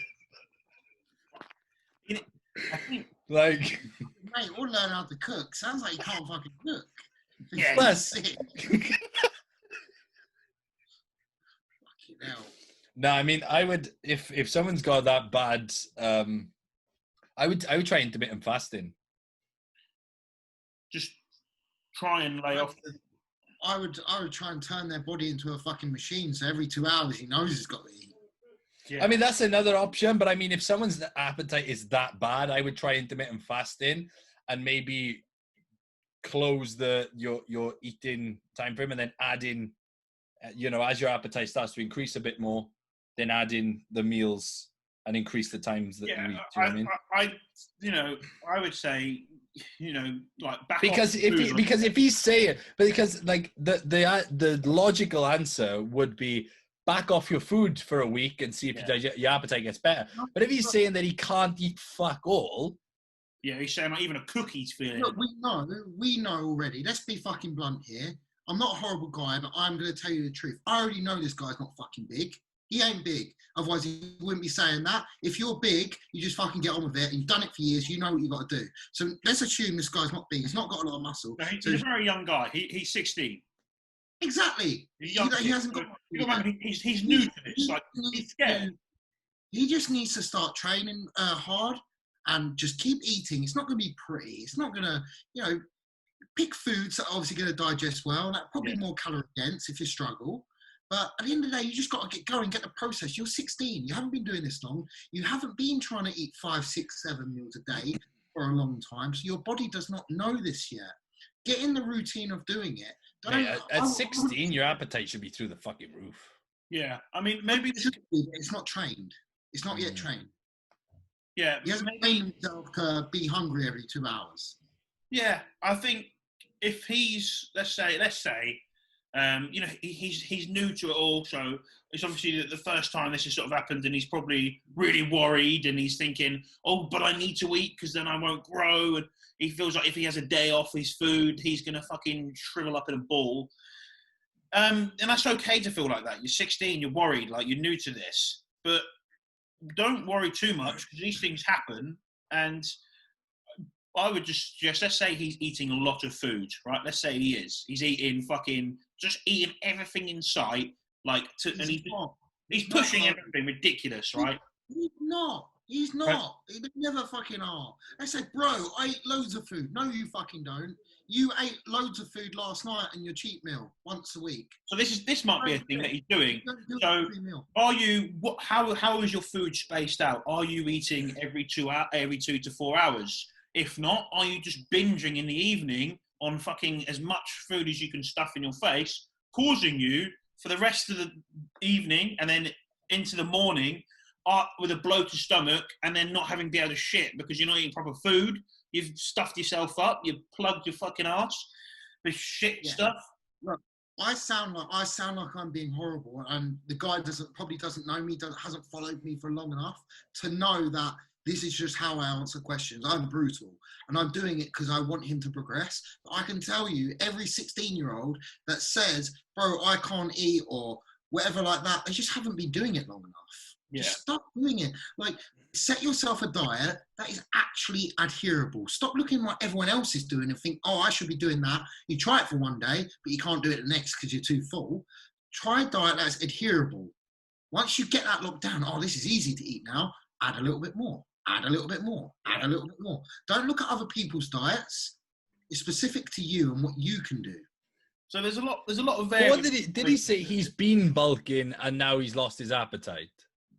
Yeah, he's been bulking, and now my appetite is gone. But like that's so you can't really say because you don't know what the fuck he's doing anyway. No. It's like depending on what he's been doing. Then I asked him a few questions. He hasn't really answered it, but obviously there's all sorts of things that could come into play, isn't it? Do you know what I mean? I mean, if you were using, I know now that he's not, but if you were using orals. And you were new to orals, that can be a thing, right? But even then, man. But no. But obviously, what this could be, if you need to be eating every 2 to 4 hours, because if you're just stuffing your face, right, you're not doing your nutritional timing any good, and you're clogging yourself shit up. If you're eating cookies as well, cookies and sugar and shit doesn't tend to digest the best with a lot of people, like shit food. Shit food makes you feel shit because it's not good for you and it's not digesting well. Food. So the food is crap with fuckloads of fat in every meal. That's going to be and the fact that he said when I try and eat something like a cookie, that was his go-to. That kind of says what the fucking food choices are to start. So he didn't say when I try and eat my rice or my chicken. He said a fucking cookie. Like cookies are not going to help your digestion at all. They're not going to help you build an appetite. The pointers to take would be: are you following a structured diet of, split carbohydrates, fats, and protein, sufficient amount of protein, fats, and carbs in that across 5 to 6 meals? Nice little 2 to 4 hour split throughout your whole day, or are you do you need to back off a little bit? Do you need a little bit of time out because you've seen Josh's diet or James Hollingshead's diet, for instance, and you're just replicating that for a 72 kg body, which is obviously going to be fucking hard to do? Or you've seen Dan's diet and you're trying to replicate it because he's big, and that's going to be hard to do, and you're probably going to find yourself getting stuffed very quickly. So either if you're doing someone else's diet and you're eating too much, back off a little bit. If you're not following a structured diet and you're just eating everything in sight, you're eating your mum's breakfast, lunch, and dinner, and you're eating shit in between, you're not really have a structured diet, that's probably also another reason, because you're just stuffing your face silly with shit food. Right, just to cut a long answer short, Josh has got a hell of a lot of more patience than me and other Josh. Yeah. So message Josh Gould with your weight, with what you're eating, and Josh will make you a diet up. I will. There you go. I will. Mm. There you go. Oh, Now, that's a very good answer, man. Yeah. I have an even better question. That is Go on. much more important. Come on. Is this the question? If you could live in any movie Oh, world, love what would it, you mate. pick? Fuck yeah. Wait, what? Right. So if you could live in any movie world, Oh, shit. what would you pick and why? So I have to fucking give this question credit because it made me smile. Because this person follows me and he obviously knows that I don't give a fuck about bodybuilding questions. This is much more important. This was Kane Edgar. You're a fucking legend. What's your answer, Dan? Because you've thought about this. Well, yeah, I've thought about this. So mine would be The Hobbit. I'd like to live in Middle Earth as a hobbit in one of those little villages. Okay, in the They look Shire. like they're Shire. such fun. The Shire. They look like they're such fun. Like, Oh, we lost him. Oh no, he's ranting and we have no No, voice. no sound. what? Oh, we lost your sound then. Oh, It's back. so I just like the idea of it. It looks like a close community. Looks lovely. But if you want a bit of an adventure, it's there. That's a I really fucks good with that. answer. That's actually a very good answer. I'm not gonna That's lie. a really good answer. Quite impressed with that answer actually. Yeah. Thought that out really well. The thing I is, mean, there's a lot, isn't there? It's like, Josh Gould would fit in perfectly because he'd be like Gimli. oh, fuck, I knew that was No. coming. Gimli. I told Jordan that. I said, and he said, "You're a lot better looking, Gimli." And I was like, "Oh, thanks." Like, it made me feel. That's a nice compliment. I'll take that from you, Jordan. Mate, that's really hard. It's a really hard question to answer. I mean, if I didn't say Lord of the Rings, people would be like, "That's fucking come on, man." I would like to live in the Lord of the Rings realm, but I would like to be like Gimli and just fuck orcs up. But then there's the risk of getting killed.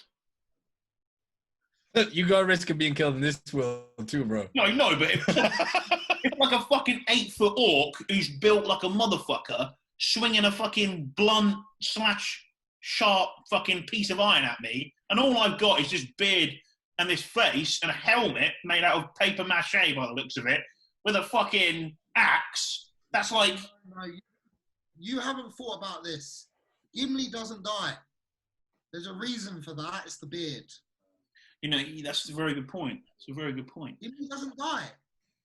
I would like to see like the old ages, you know, where like... The thing is though, like I would love, you know, when you say I'd love to go see what it was like in the fucking, I don't know, like 1066, but then you think about it and you go, well, everyone would smell because no one really washed back then. It would put them in dark and cold. Yeah, You think that's quite shit. You wouldn't know any different. So I would. Oh, well, okay. If I could live in something else. I thought about this as well. Like, if we're talking just movie worlds, but I thought also like gaming worlds, and I thought Assassin's Creed. Oh, So cool, yes. like fighting Templars and stuff. You know what? If it's gaming worlds and GTA 5, and I'm fucking... But I was thinking like Ready Player One. I haven't seen that. I haven't seen that. Excuse me? Wait, what is that, Josh? Come What? on, mate, what is that? You have not seen Ready Player One? I've seen it advertised. The title in itself. Bro, it is a film where everyone's in this VR and they are a different person. It's fucking class. You gotta watch it, boys. I've got. I would probably like to live in Avatar world. Oh, what? You could be like 8 foot tall. Not just that, bro. Have you seen the creatures and all the fucking how beautiful that place is? I'd have a hell of a time. Yeah. Everything's connected. Everything's loving each other. No. Fuck yeah. Right. It's not really a film though. Halo. Oh yeah. Ooh, that's a good one. That'd be sick. Because I remember being little and like imagining that shit. I used to fucking love Halo. I mean, there was a film called Starship Troopers that I was obsessed with as a little. Yeah. You've seen that with the arachnids. Yeah, they got the And, like, same. Yeah. And and they go into like the arachnid world and like fucking blowing the fuck out of these things. Fuck yeah. And, like, I remember it's such a violent film as a young kid to watch that. Like people getting split in half and stuff. Mhm. I've never seen that shit before. there'd be like fucking 8 guys with machine guns, like fucking brrr, just fucking this arachnid over. His leg comes off, and it's like it's dead. And then like guy walks next to it, and it just fucking latches up, it goes through his leg. He's like, oh fuck! And then like one grabs his head and splits him open. And I'm like 10. I'm like, this is sick. Well, I'm fucked up. But yeah, I'd probably Halo or Starship Troopers. I wouldn't be a bro. I love you so much. Have you seen Starship Troopers when the brain comes? The big. This is why I'd marry him. Right, everyone watching this podcast, go watch Starship Troopers. There's a bit in the film where like they get the really clever people because there's the brain, right? It's this massive bubbly looking thing, and it gets this spike out, right? And it sucks guys. It's so like 90s fucking sci-fi. It sucks the guy's brain out. It goes through his head, poof, through his head like there, and it just sucks his brain because he's really clever, and his eyes go white. It's fucking sick. See, before I knew Amph was in the equation, I chose to marry him. I'd be like, take me to your happy place. It's like, do you see what I mean? But that's probably what. It's a brilliant film. That's what I've probably get from Starship. I would rather watch you explain the whole film than watch the film itself. It's a good film. It's a really good film. I'm sure it's definitely not as good as watching you talk about it. I'm definitely watching. What's that? Player Ready One, or it's called? Ready Player One. Oh, right, I've got it all wrong, but I want to watch that. You're a gamer. Yeah. Watch the film. Trust. I'll watch that. It's very good. Do you want to finish with a few more questions? Or do you want to end it on that one? Should we finish? We'll just a couple more. Okay. All right, we'll do this. Do you worry about your waistline in off season, or do you think this holds people back? Oh, can we not do this? We've answer the question. It's a quick question. Yes and no. If you're young and you really have no muscle and you're not growing it at a fast rate, don't fucking worry, please, because you're gonna worry about it. It's gonna hold you back from putting muscle on. I think genetics has a part to play. If you genetically have a small waist, like I have a small waist, my waist goes a lot bigger in the off season than it does pre-contest. But pre-contest, it gets back down to like 25, 26 inches. Comes right down, yeah. You know, so... My waist right now.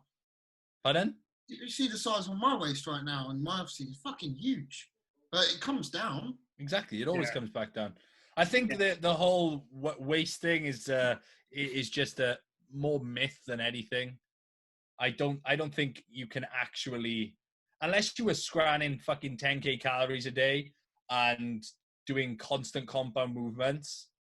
I mean, but it's the food really that's going to affect it more than anything, man. That's what's going to, you know, but I think it just holds people back more than anything, personally. Yeah, don't get too shoved up. Right. I like this one because it was Joe's question. Indulge in only one region's food forever post bodybuilding, e.g. Mediterranean, Caribbean, whatnot, Asian. Okay. What do you eat? I like this. I fucking love a Mediterranean diet, man. I thought, because he specified post bodybuilding, I'm thinking that I could be sensible with a Mediterranean diet, knowing that the amount of like healthy fats I'd be getting, I might not die before 50. Do you know what it is as well? It's like I'm past the whole binge eating crap after shows. I've done that already. I literally no longer have a need to. I know that. I don't even know, guys. I haven't even thought about this shit. Like Mediterranean cuisine is exceptional. When I lived in Spain, I took it for granted, and now I understand what I had available to me after being in the shit country with the shit food. I don't know. I'll just probably eat. I don't know. I guess way too far for me. That's like way advanced for me. My head doesn't think that far. That's like you've asked me like, oh, what does fucking so-and-so say to Macbeth in, I don't know, in fucking William Shakespeare, blah, blah, blah. Like, what the fuck? Hang on a minute. Like, you sit there, you look at the paper, you go, I never read Macbeth. I didn't even read that. I read Hamlet. You read the and you've just finished bodybuilding. You've just finished the show. What's your go-to meal? Oh, I just have a burger and chips. Okay, so American. There we are. He likes American food. Nando or something. And if I'm feeling good, I'd pork the missus. If I'm ready, if I'm fucking good. Would you rather lose the ability to walk or be blind? I'll be blind. I'd rather be blind. Because my missus would just be like, come on. Mate, if you can't walk, you can't train legs. That's a hard one. That's really hard. But yeah, I'd probably just go be behind. Wheelchair Mr. Olympia. No, I'd rather have my legs. I like my legs. I would rather be. I'd rather lose my legs Than be blind. Yeah. As long as I can, as long as I can hear music and touch shit, I'm like, oh, you got nice tits. Oh yeah, I'm shredded. Like, I'd like to see that shit. I've already seen it before. I know what it looks like as soon as I touch it. I'll just like walk up to people and go, nah, yes, fuck yeah. Oh, sorry. Abusing the powers, I think. That's abusing the powers. Fuck me, pig. Fucking hell, man. That's back playing it. Isn't it so like amusing? A pair of boobs is like nothing really special about them, but like you just grab them and they will go like, what are you fucking doing? I don't know. I like that. I like it. I don't know. I'm not even doing it to try and fucking turn her on or anything like that. I don't know, titties. I like them. I see a nipple, I'm just like, huh. Yeah. And like, what are you doing? And I'm like, ha.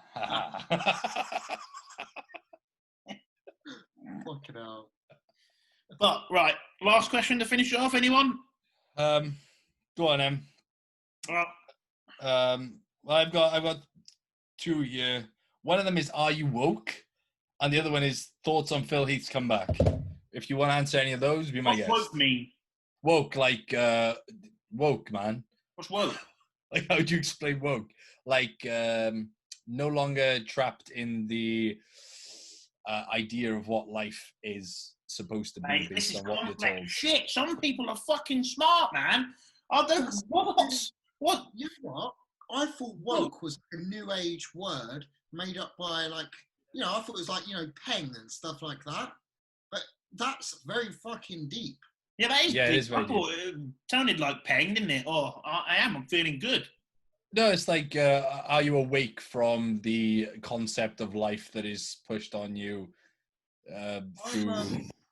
If I'm being honest, I'm trying to become more open to the idea of not being under pressure to do what everyone wants me to do.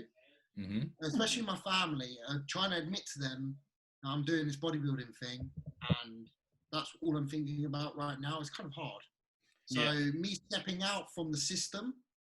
Yeah, that's basically what it entails to an extent. I am doing it, but I'm trying to admit to people that I'm doing it. It's like being enlightened, you know? It's like, so breaking away from the material world and understanding that, you know, money and material objects are not everything they're cut out to be. No, I really didn't know that's what it meant. Yeah. Well, yeah, I just want to be massive and just fucking smash bodybuilding and just show people how good it is. So I guess, yeah, if that's what woke means. I mean, yeah, it does to an extent. It's like it's kind of knowing you can do whatever the fuck you want with your life. That nothing's stopping you. Get massive. What's that? You can't eat your food? Fucking I'll start stuffing in your face, mate. Oh, what's that? You can't eat your 300 grams of potato? Fucking just message that kid back and say, you know, chess does not require you to eat food, so change your sport. Just like, I'm fucking terrible. Open some mouth, get funnel and start putting protein shake down it. I'm literally like that. People must think I'm a right arse when people say I can't eat. Just fucking eat it. And do you know what though? Like, if you are genetically don't have a great appetite and cannot eat much food, just change sport. Like, there's nothing stopping you. Yeah, it's one of the genetic things. You do need a moderately good appetite. Mate, genetics entails everything. Every single component of you. Isn't it? It's not just your fucking structure.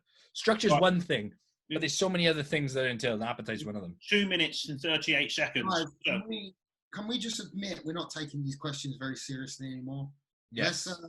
Let's wrap this up with this last question because I've got the perfect answer, I think. Okay. For the rest of your life, feel the need to shit or to piss. Now, as we found out, the need to shit is a very bad situation. And I don't like it. So I would rather the need to piss. Feeling the need to shit can be painful. Oh, Yeah. my So stomach. I'm feeling the need to piss can too, but I'd rather my bladder hurt than my ass. So Yes. piss. The arsehole I'm is a very upset. sensitive place. I want to share a secret with you guys.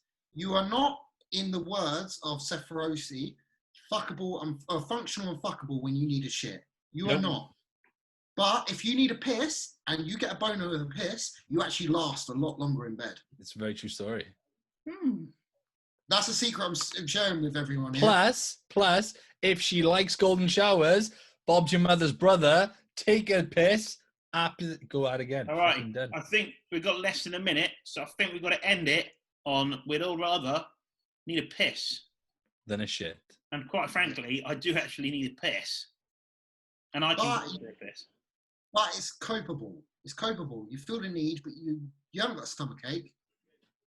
I've got a funny story about needing a piss, but we'll save it for another time. So on that note, needing a piss is better than needing a shit. If you can't eat your food, just fucking eat it, you faggot.